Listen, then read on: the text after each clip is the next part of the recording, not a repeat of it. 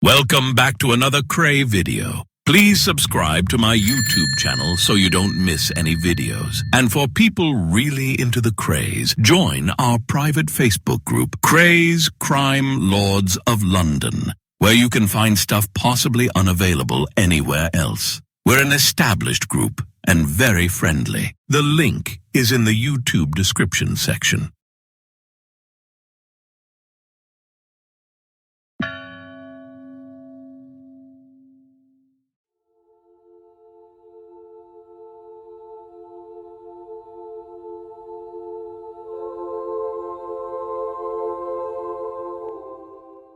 The Krays are the most notorious gangsters in British criminal history. They were captured by the police at the height of their career and charged with murder at the age of 34. Found guilty, they went on to spend the rest of their lives in prison.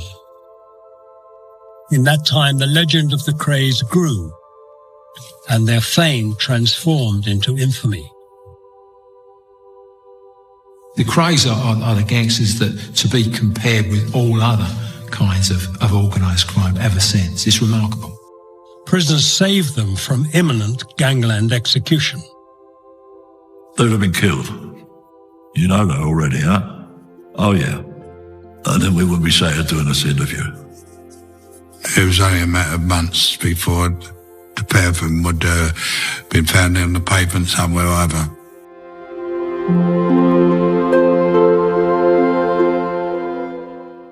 On the morning of May 9th, 1968, the Krays were at the height of their criminal career. This dramatically ended when officers from Scotland Yard, led by Leonard Nipper Reid, finally brought the Kray empire to its knees.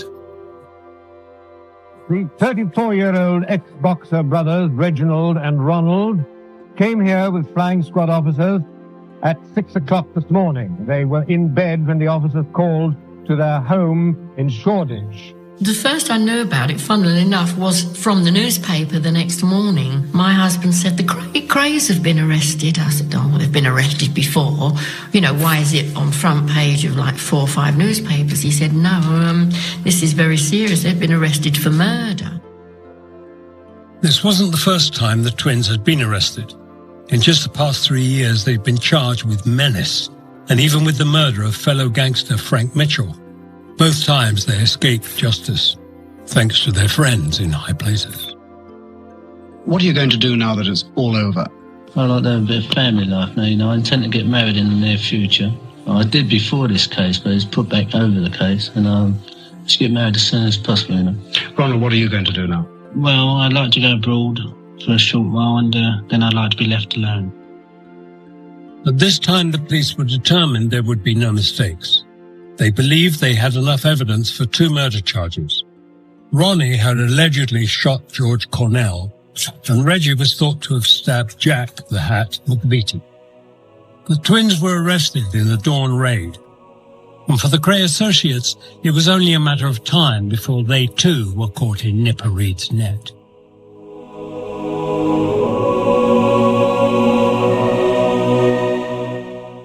I was surrounded by police officers in unmarked police cars. Must have been about 15 of them. They appeared out of nowhere and swooped on me, and guns and stuff like pointing at you and in your head and all that, and arrested me and took me to Tintagel House. Nipper Reid was sitting behind a big desk, but behind Nipper Reid on a board was all the photographs of the firm, everybody, and associates. And he was very polite, very amicable. And he said, look, I know you weren't involved. He said, but tell us about it. Nipper Reid's aim was to turn each firm member to give evidence against the twins. After 9 months on remand, the Kray twins and 8 of their associates, including their brother Charlie, went on trial for the murders of George Cornell and Jack McVitie. On the 7th of January 1969, Court number 1 of the Old Bailey became the focus of the nation. We'd been that long on remand. It was almost a relief when it started. And we were all in one van. It was just us. And the van would go from Brixton to Wandsworth, or Wandsworth to Brixton, and then to the Old Bailey. Motorcycle outriders, helicopter. This was like a trial that nobody had ever seen before. It was a trial that was to go down in history. As well as the furore surrounding the capture of the Krays, an unusual legal step was taken too. Instead of the two murders being tried separately, the charges were put together, which meant court number 1 had 10 defendants in the dock. They had wide interests in the theatre and in entertainment, and they're well known for their fundraising work for charity. Up to a few years ago, they were well-known West End theatre first-nighters and hosts to some of the newer big names in show business. It was a great stage for them. The one thing that people, I think, underestimate about both Ron and Reg Kray was they were geniuses at public relations. They were good at presenting themselves in court as gangsters. It's what they were, and they were proud of it.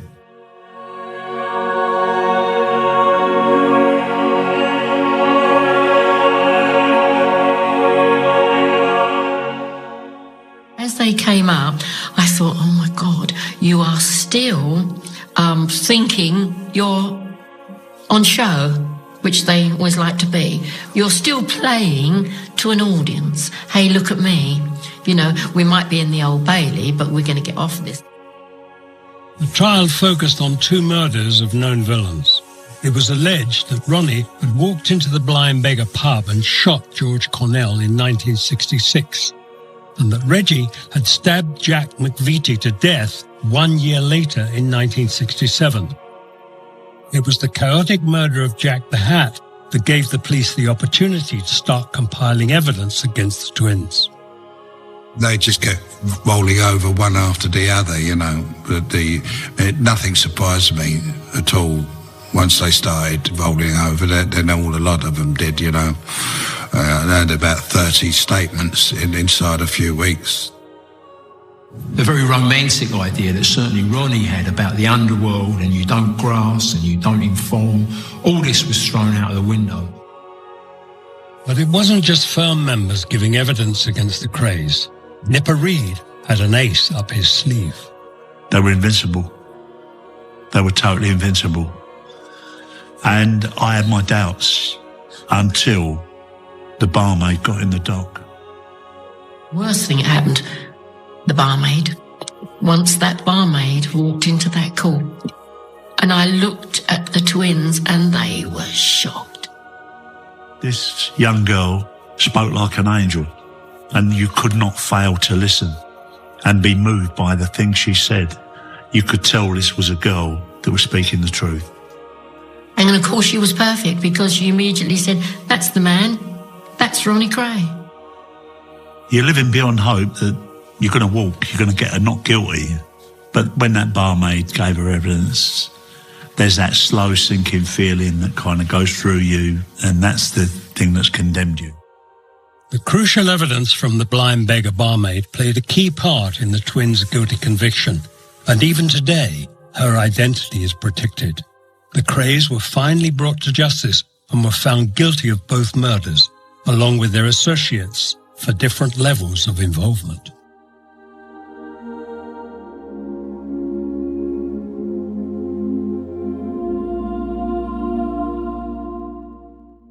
Reggie went up first, and he came down with 30 years. So we know what we're dealing with. We know this is serious business. Ronnie was also given 30 years. Freddie Foreman 10, Charlie Kray 10, and Chris Lambriano 15.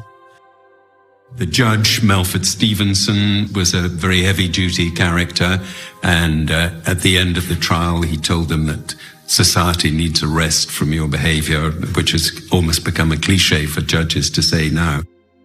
You're looking at endless years. You can't even begin to see the end of it. And then you think, where my loyalties lie? What am I going to say to my daughter? It does, at first sight, appear to be quite a harsh sentence, and I think there's quite a well-identifiable reason for that. These two were challenging the establishment, and the state wanted to stamp that out and say, hang on a minute, we're not going to tolerate this kind of behaviour. And they were held up almost as an example for others to not, get involved in this kind of thing, because this is what would happen to you. The Kray firm would serve a total of over 110 years behind bars. The twins had been sentenced to life in prison, and in their case, life meant life. Their violent crimes and notoriety meant Ronnie and Reggie Kray were viewed as the most dangerous men in Britain, and the police were taking no chances when transporting them and their associates to prison. We went up with an escort, all Jaguar squad cars, about 6, tailing us up, and on every flyover there was coppers on the top of the flyovers, like with the walkie-talkies and that, and it was mad, it was. The prison system at the time was coming back from a period in which it had really been ridiculed and made fun of because of all the escapes that had happened in the previous decade. It wanted to kind of assert its power and its authority. So there would have been a lot of anxiety around receiving these two. We were classed as the worst of the criminal element in prison. So we were all kind of double category A. So instead of having us, you know, in amongst the general population, they got these special units. Your category A prisoners would go to a prison within a prison, essentially, where it was felt that they would be able to be contained and there'd be less of a risk to the public and other prisoners. And they called it the submarine because it had low ceilings, and they reinforced all the cells and bars in the window. You couldn't see the daylight coming through the windows, and the doors had so many locks and bolts on them you wouldn't believe. Initially, the twins were separated. Ronnie went to Durham prison, Reggie to Parkhurst. It was a far cry from the life they'd left behind, the whirlwind of glamour and celebrity in London's West End they had cultivated at the height of their fame. Well, when you're first given it, it's just numbers. You walk in that cell and you've got your bare cell equipment in there and you're looking at a concrete tomb. And it don't hit you the first night. It don't hit you. You're just banged up. And then you think, I've got this for 10 years, 12 years, 15 years, 30 years.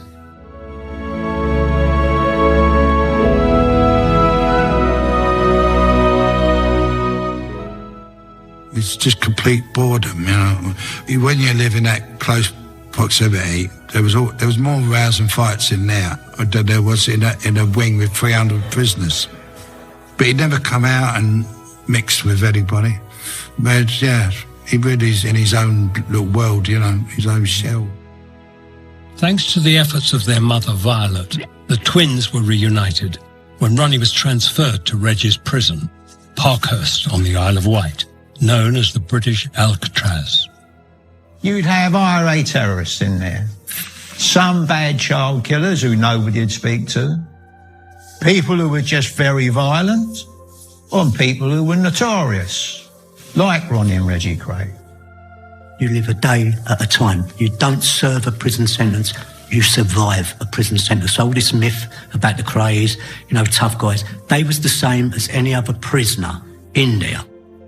As for Ronnie and Reggie, their new life had no discernible end in sight. The joke used to be in prison, if someone got lifed off with a recommendation, they go, when's he getting out? We go, the Tuesday after the Krays. Right? That was the joke in prison. In other words, they ain't coming out. Was it worth it? Where is the money now? Where is the glamour now? Where is the excitement now? But it was the money, glamour and excitement that drove a young Ronnie and Reggie to a life of crime. In the post-war years, they were two young lads from an impoverished East End of London with something to prove. In my world, you was either a footballer or a boxer, or you was a criminal. Did I think about the consequences when I didn't? No, I didn't. I wanted what I needed. I wanted what other people had. And if crime was the way I got it, then so be it. Their activities included extortion, protection and fraud, all grown out of operating snooker halls and clubs in the East End. The twins' violent reputation was soon noticed. They were talent spotted by West End gang leaders as natural successors to a more glamorous lifestyle. It came just after the people who were running organised crime in central London, Billy Hill and Jack Spot, and they were the next generation, and I think both Hill and Spot saw them as the young pretenders coming along. Despite fighting in unison, once behind bars, Ronnie and Reggie found it hard to coexist. They bickered and argued all the time, plus, because it was the twins, there was always a few people who were a little bit lively that fancied themselves, and they were doing a lot of damage, right? At the end of the day, this is from Roddy's mouth, he said he was getting pissed off, but he just wanted out of it, it was arguments day in, day out. And it was his old friend, Frank Fraser, who said to him, Broadmoor's fine. If you go to Broadmoor, get yourself nutted off, you can wear your own clothes. Everybody knows that Ron was a homosexual. You can have as much sex as you like there. He says, so I thought to myself, I'm going to play up, really play up. I'm going to get myself nutted off.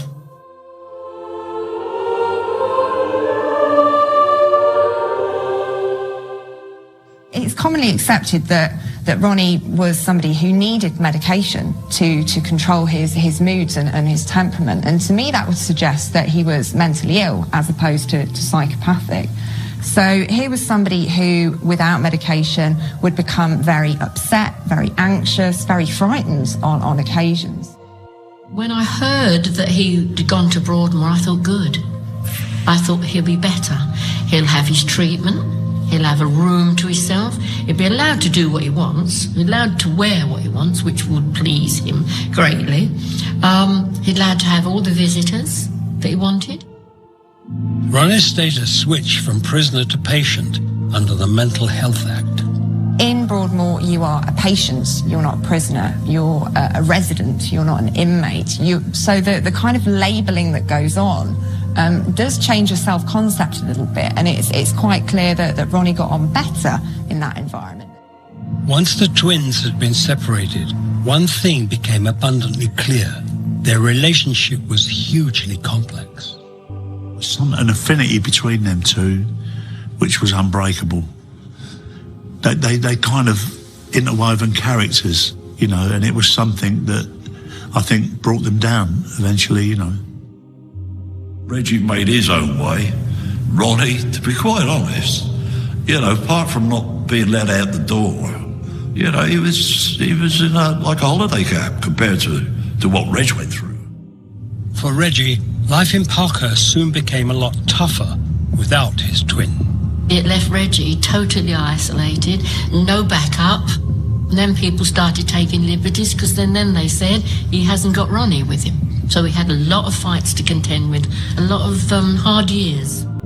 They wrote to each other all the time, and it was really sad. Like sometimes I'd go and see Reg, because there was me, Charlie, Reg all on the same day. I'd go and see Reg, and I'd go, how's Ron? And he'd go, oh, he's all right. But you could see it was hurting, and it would be like a mother being took away from a child. You took back twins here. They had a close relationship as kids, they had close relationships as adults, and all of a sudden you're tearing them apart.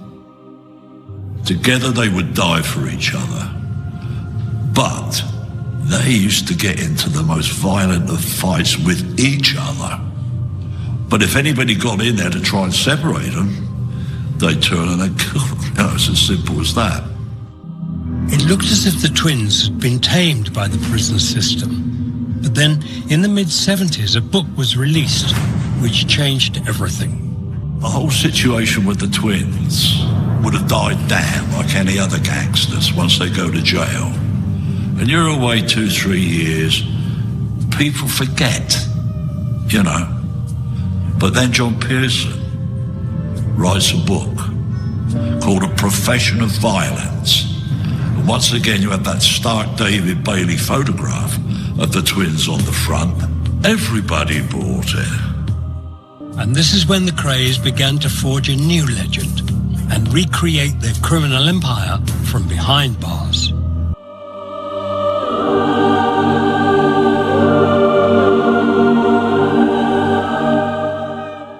The most famous villains of the 20th century were slowly adapting to prison life, fading into obscurity.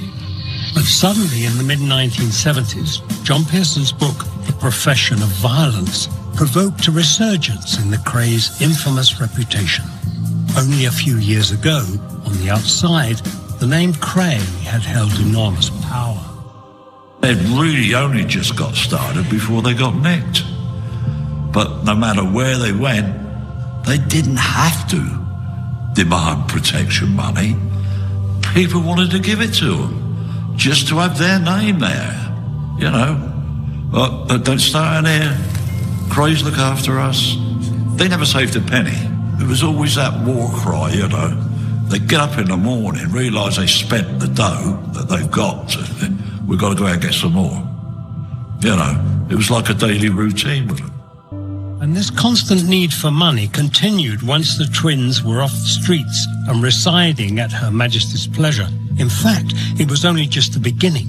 As Ron saw, the fame inspired by the book opened up business opportunities. He said, listen, we need to get some money. I thought, oh, shite, here we go. He was very switched on to making legitimate money. I said, well, have you ever thought of like T-shirts, Kray twins on tour, or say, start laughing? He said, go on, tell me some more. I said, I'm sure I can fix something up. Do it. Straight away. At one point, the twins were said to be earning £3,000 per week from Kray merchandise. But this was only the beginning.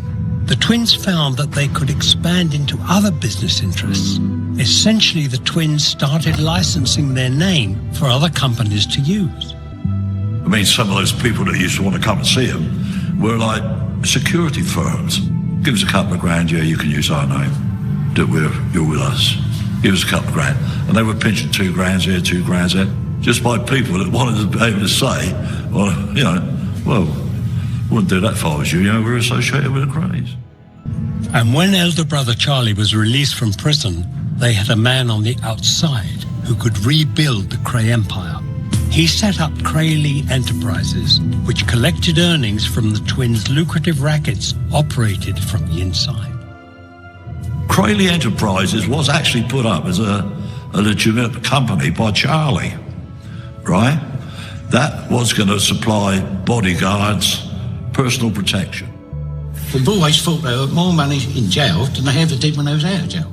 Papers later released under the Freedom of Information Act show the authorities in Broadmoor were monitoring these business activities.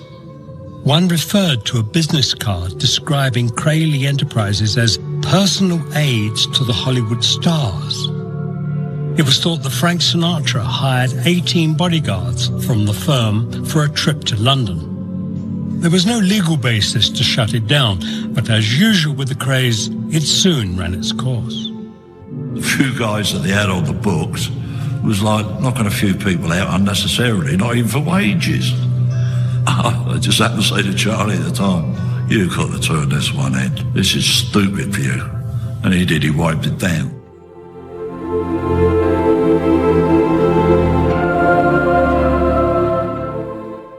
With the resurgence of the Kray brand, it meant that the twins were still household names. In 1982, one of their most personal moments became the most public. They received the devastating news that their beloved mother, Violet, was dead. It was very important to them. They were very close to their mother. It was very important for the general public because it was open. You could go along to the funeral. Reggie, I remember, was furious about the funeral because he said they handcuffed me to the biggest prison officer they could find, and they did that on purpose to humiliate me, to make me look small against this big guy next to me. We saw them shake hands, no tears, no crying, which they wouldn't have done. What I know that they did in their cells, because they both told me, they both broke down. And then immediately they were taken away out of the church and taken away. Violet's funeral and the twins' first public appearance in over a decade fueled the Krays story, and it continued to grip the public's imagination.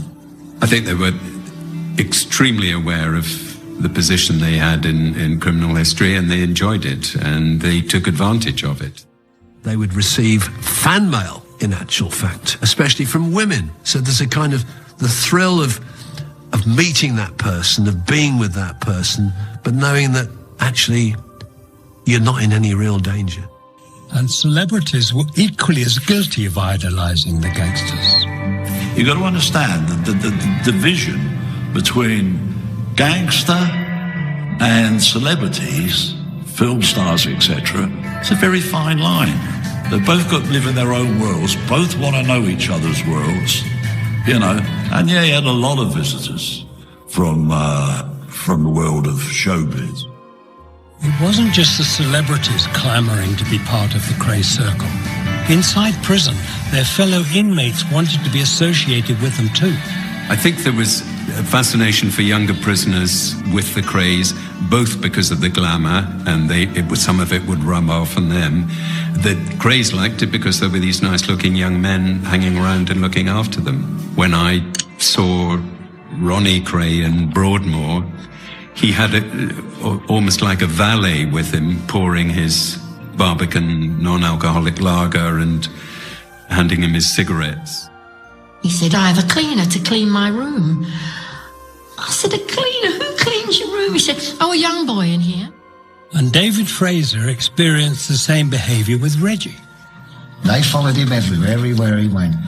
And when we used to go out and exercise, I thought, oh, please God, don't come and have a walk round with us, because but he made it known that he didn't want them to have a walk round, so they would just stay away.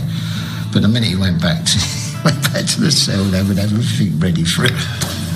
They were stargazers.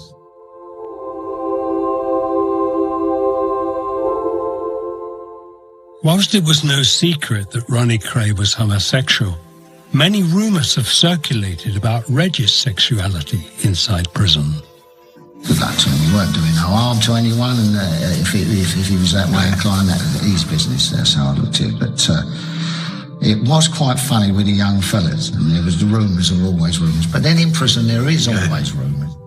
For a man of his age, he was, in fact, in tremendous condition, well able to defend himself against potential attacks, which are always liable to happen in an environment like Parkhurst. In the early prison years, visits to both Ronnie and Reggie were restricted to just family. Their mum Violet visited them every week until she died. Now the visits were very different. The visit was always upbeat. He'd come out with pieces of paper and say what he wanted you to do, who he wanted you to phone. Could you go and get me a pair of trainers? And I was thinking, where am I going to get this money to go? Well, it's already arranged. If you go to my mother, somebody's dropped some money round, and I'd have to go and buy a pair of Reebok trainers. I remember that Reggie did have quite a good relationship with the prison officers. I can remember them coming with a plate of Kit Kats for us as he was discussing things, and he would receive them politely and they would hand them out politely. And visits weren't the only form of communication. Reggie would write incessantly to associates on the outside, sending out instructions from business deals to working on his parole. Reggie would write non-stop. 3 o'clock in the morning, when you got the letter, it said on the top, 3 a.m. And I used to think, well, what are you up at 3 a.m. writing to me for? But that was because he had to write at least 20 letters. But scribble, you've seen their terrible writing, veering to the right, veering to the left. Some people couldn't understand it. Despite his early efforts to keep fit and mentally alert, Reg was in slow decline. His ability to write even a simple letter highlighted the change in him from his early days behind bars, shown in his correspondence with his former associate, Frankie Fraser. Letter he wrote to my father in February of the year they got a sentence, thanking my father for giving evidence. Well, if you compare that with later letters that I've received off him when I was in jail and he was in jail, there's no comparison. There's no comparison. Ronnie, on the other hand, adapted well to his surroundings, spending his time painting and receiving visitors in Broadmoor. I was even allowed to go and see his cell. When I was first there, it was really, really grim. It really was an old Victorian cell with the iron bars at the window and a narrow slit of a window. But by the time my writing was complete after 3 years, a lot of the modernisation of Broadmoor had started, and in actual fact, he'd got himself then a very nice room with his own curtains that he'd selected, velvet curtains, etc., and a nice double bed. So things had improved considerably for him. He was sat there in a beautiful cashmere suit. I thought he owned the place.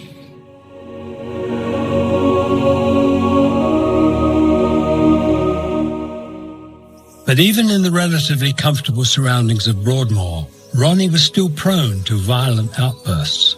In 1993, he was caught trying to strangle a fellow patient, sparking a security review. Doctors at Broadmoor have been experimenting with Ronnie Kray's medication. In other words, the drugs they use to control his schizophrenia. That's put him under a lot of stress. He's certainly been very depressed for the last 2 or 3 weeks, combined also with perhaps goading from another patient. And you've got the recipe there for, if you like, a cocktail of violence. People would write to them and say, often quite genuinely, I'm sure, my son, you know, he's terribly poorly, he's dying. They would never say no. They would never check it out. They would, if someone said, I need £5,000 because I've got cancer, I need special treatment, they would say, right, pay them. Money was easy come, easy go for the twins. Freedom was much harder to achieve. As the Kray twins grew older, they established a new way of life. Ronnie and Reggie had their books and a film deal. The money was less and less important to them. Now all they needed was their release. And Ronnie took drastic steps to make this happen. Even though Ron was openly gay, he surprised everyone when he decided to get married in Broadmoor. He had this dream, this vision of freedom. And Ronnie, I think, always believed that one day he would be free. And I think that's also why he got married. His mind was alert enough to know, like, if I can convince the authorities that I'm sane and I'm no longer a danger, I'm not a homosexual, I'm in a proper man and woman relationship, that I'm sane, I'll get out of this and then I've got a chance of getting out. It was a plan that was clearly in Reggie's mind too. He asked Maureen to marry him on 3 different occasions. He said, I've asked her to marry me. She hasn't said yes yet. So Charlie Kray said, what does she want the aggravation of being married to you for? You already give her enough to do, buying this, buying that, go and see this one, write this letter, keep up the parole for me. In 1985, Ron married his first wife, Elaine, a friend of Maureen Flanagan's, who had been writing to him in Broadmoor, and who Maureen took with her on one of her many visits.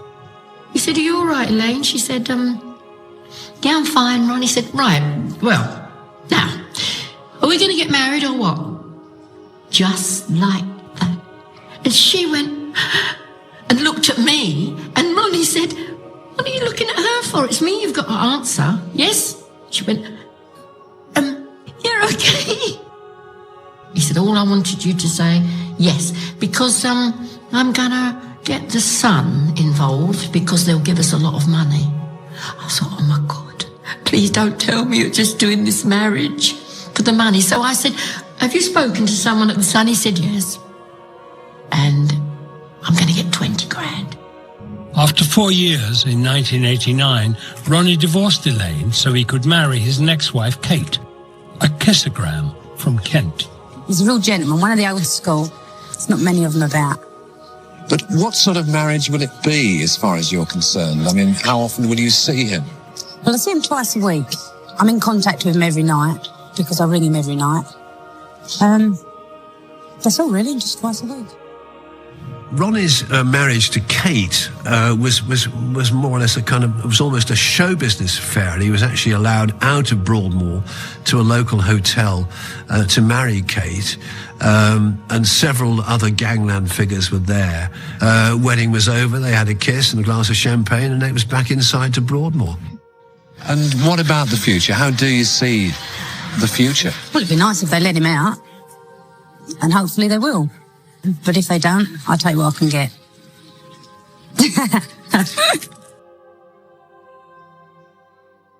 Again, the marriage didn't last, but the stories kept the Kray name alive. By the early 1990s, the Kray twins were cemented into popular culture. The twins, although separated, continued to visit each other on an average once a month.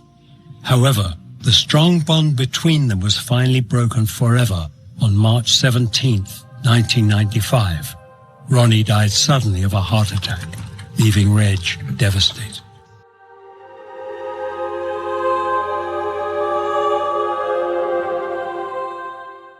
He was in a different wing to me, Reggie.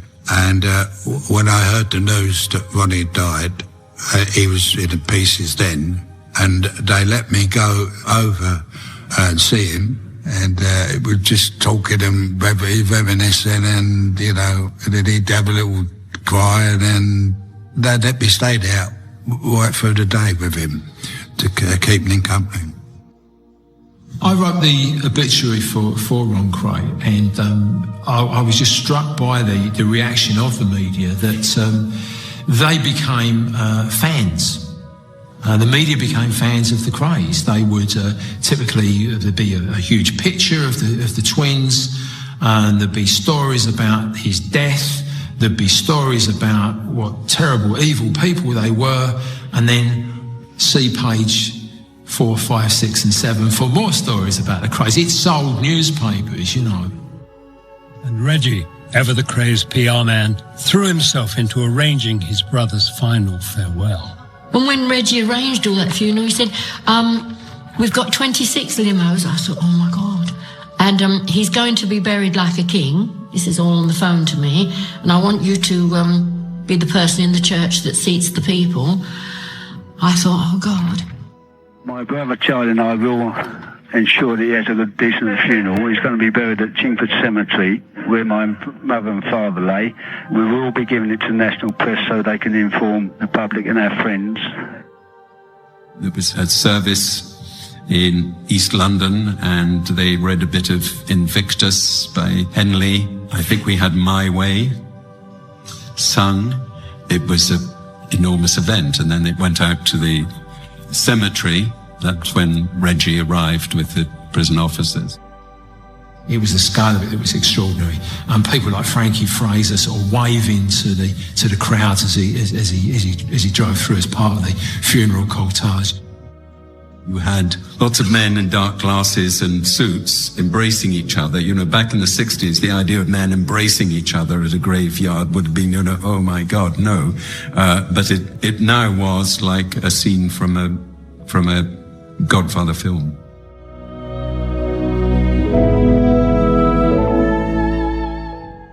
Ronnie's funeral provided an opportunity for the next generation of London's gangland to mix with the old guard. Rumours of drug taking off Ronnie's coffin lid and the subsequent violence fueled the media hype for weeks after. Well, he's a good brother, he's very low and he's very generous. There are lots of nice ways about him, and I shall always remember him with good memories, you know. I know he's at peace, that's the main thing, he's at peace. So his friends at peace, so I'm pleased. As Reggie began to adjust to life knowing he would never be reunited with his twin, he eventually started to look to the future. Ever hopeful of being freed, a meeting with a young filmmaker named Roberta led to a life-changing event. Reggie, I think, didn't want to be alone. And they were genuinely friends, you know. Again, perhaps Reggie thought, if I'm married, if I've got this respectable background, it'll be okay, I'll be freed. And I genuinely believe this to this day. All right, Reg was having his boyfriends in there, but I genuinely believe that he did fall in love with Roberta. He rang me one day. I never heard Reg cry, but he was crying on the phone. I went, what's up with you? I just couldn't believe it. He said, she's dumped me. And so I rang Roberta. I said, for God's sake, I said, I've never heard this man cry. Do me a favour, speak to him, please. And she said, okay, I will. Then from there, they got married. But the marriage wasn't to last long. During his 32 years in prison, Reggie lost his mother, father, and twin brother. His elder brother Charlie died in April 2000. At the same time, Reggie became seriously ill. Reggie got stomach cancer. We kept applying for parole, which they agreed when he had about, well, they said 2 months to live. Reggie was released for his final 5 weeks. He lived in a hotel, nursed by his wife, Roberta. On the day he died, 4 men stayed with him, each one a criminal legend. He actually died in my arms. He couldn't speak, he couldn't talk, and he was semi-conscious, but he was struggling with the breathing and that. And I said, I had my arm around him, his back, and I said, don't fight it, Reg. I said, let it go, you know. So I see another time, another place. I said, you know, and I'll come up a bit emotional because I'm a bit emotional person. And I took my arm away. I said, he's gone. I said, he's gone, you know. And Joe Powell and Johnny Nash stayed, Bill, and I said, he's gone. Because I couldn't hear any breathing or he wasn't making any noise at all, you know. And then all of a sudden he went, that's how he went. And everyone jumped. I jumped. They all jumped in the air like that. And he made that, that's what he did. He made that to the last air expelling from his body, you know, coming out of his body. He made that noise just as well as I did then. And it does make you jump, doesn't it? And once again the East End came to a standstill as it said farewell to another notorious son. The funeral procession was to wind through the streets where the Kray twins grew up, in which they later ruled.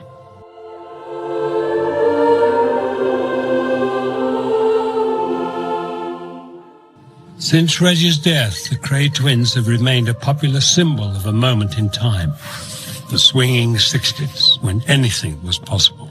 Krays should be remembered as a strange phenomenon of British culture. I remember them all with affection. I wish I'd never met them. They become Robin Hoods. But my father has become like a Robin Hood syndrome. There'll be a million stories, a million lies and a million stories. By going to prison, Ronnie and Reggie cemented their place as legends of the underworld. As they aged safely behind bars, so their brand grew, achieving a notoriety which perhaps could never have been reached on the outside. They and their victims paid a price for that fame.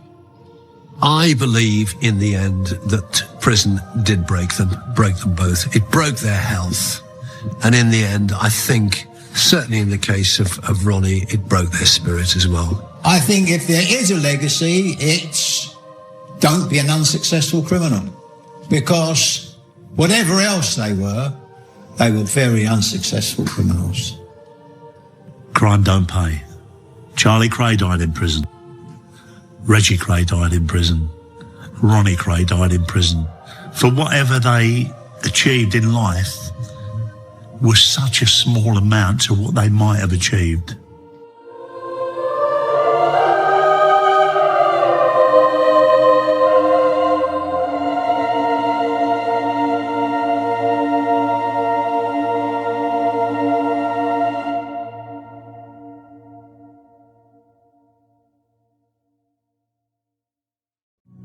Thank you for watching. If you enjoyed the video, please join our Facebook group. It's called Krays Crime Lords of London. We're a friendly moderated group with over 1,000 Kray and other celebrated gangster videos available for view. There's also thousands of images in the photos sections. The link for the group is in the YouTube description section. I hope we see you there.